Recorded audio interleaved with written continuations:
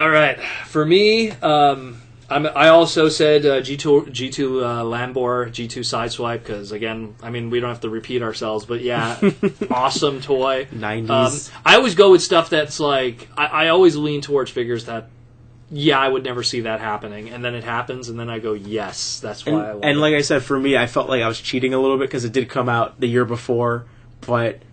Well, this is a new release. It's a new release. I know. It's a completely new release, and it comes with a bunch of extra stuff and a little bit of retooling. But I love the mold. Like, I was messing around with it again. I was like, oh yeah, this mold's really good. Yeah. No, totally.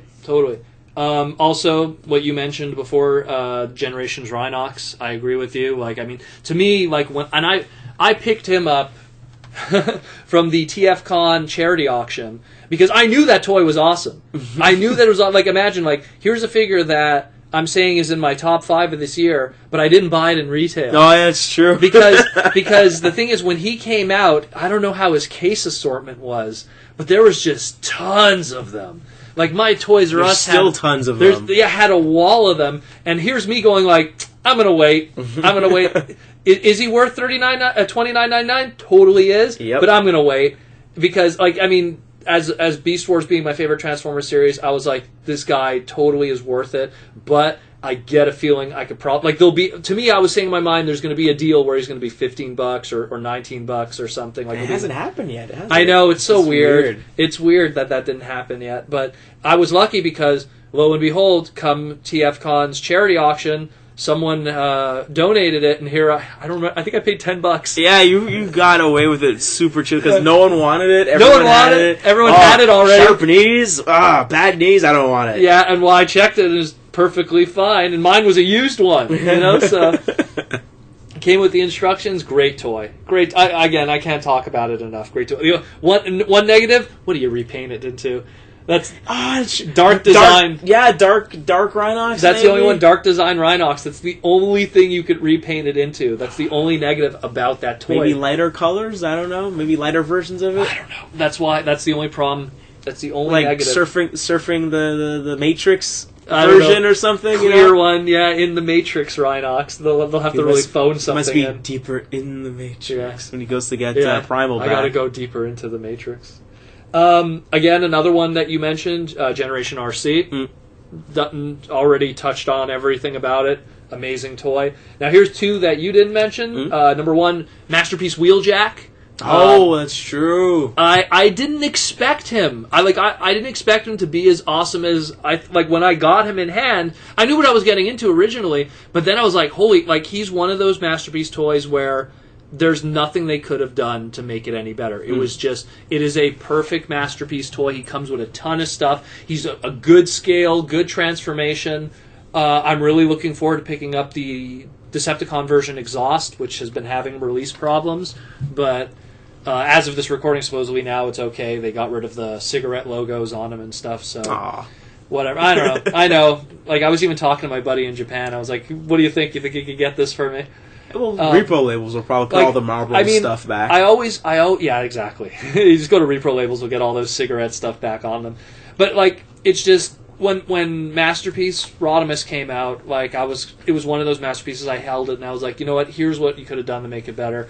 Even with I like the Datsuns, but there's little things about it that I feel that could have been done here and there to make it slightly better, but they're still great, don't get me wrong. But Wheeljack is perfect. Wheeljack is great. Articulation, weapons. I mean, he even has a removable mouthpiece, and you see he has the mustache and everything, which is a homage to Animated. So, I mean, it's just... no way. All that extra stuff, exactly. Like, that they didn't have to do. I think if there had to be one thing, and it wouldn't have worked because you would have had to engineer it into the toy, light up side panels for the face. There's a third-party guy out there, Noref or something. Oh, really? He does... That you can get. Oh, you can buy light up side panels. Nice. Yeah, like they don't like you don't flip a button and they light up, but they're light piping. Oh, they're light piping. Okay, so it's close enough. But that's why, or someone's out there doing it. Like if they had something where you could just like push a button on his back and it would just like like typical. Oh, and he talks basically. Yeah, exactly. It's like typical like X-Men toys back in the old days. Like, Toy Biz, like you had a Cyclops, you could just push a button. But it would be too bright right now because of the LEDs we would use. Well, it would just blind you. Well, not to mention you'd have to work in a battery in there somewhere. Yeah, and how flawless this toy is with its alt mode. To have a perfect interior and stuff, it would have been impossible. Masterpiece, no gimmicks. Yeah, no gimmicks, just getting the job done. Straight up toy. And that's why Wheeljack. And again, Wheeljack is not a favorite character of mine, but man, did not expect such a great toy. So amazing. And the last one, and again, totally did not expect this toy to come out, and people are going to be like, but it's a Hasbro toy. Huh? Marvel's Death Head. Oh, wow. Yeah. That's out of left field. That's out of left field. This mofo, again, totally something that we would normally not ever get a toy of, and Death's Head. Is that a Hasbro toy? Oh, yeah, it's Hasbro. Because, let me see. Yeah, because now Hasbro, that's why it happened. Oh, man. So when Hasbro, Toy Biz used to have the rights to the Marvel, for the Marvel toys forever. Since like the early 90s. Even into the Legend scale and stuff and everything. And then, when they lost the rights and Hasbro took it over... they didn't just buy them out. They just said, let's wait for them to slip up. So, that's more or less what happened. They kind of screwed up a little bit. So, and one thing led to another, and Marvel, probably in their 3-inch line, were like, let's make Death Head, man. And so, anyone who's a big fan of the UK G1 Marvel books and stuff... It's out there, man. You got your... And what's cool about him, he comes with 3 weapons and his cape, and just... If you're someone who read that like timeline of the UK books, he was a really cool character. He's like beat the shit out of Galvatron and stuff. Like he's really cool. The only thing that kind of sucks is his scale, because he's a 3-incher. He's a large 3-inch figure, mind you. They made him 2 scale with the 3-inch guys, which make him pretty big.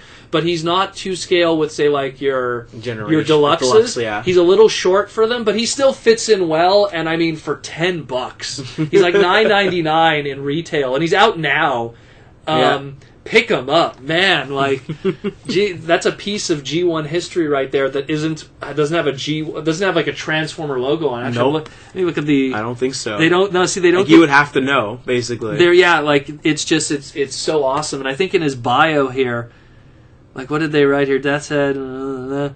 Freelance peacekeeper, that's what they used to call him, which is he's really a mercenary, hunting down mechas, like just awesome. And a lot of people are going like, really, that's like on your list? I'm like, you have to understand that's stuff that I never thought would ever get figures ever. Like, just it's one of those, I call them like licensing limbo. Right. It's so difficult to do that kind of stuff. But now, like I said at the beginning, the doors nothing open. is impossible anymore now. Nothing is impossible.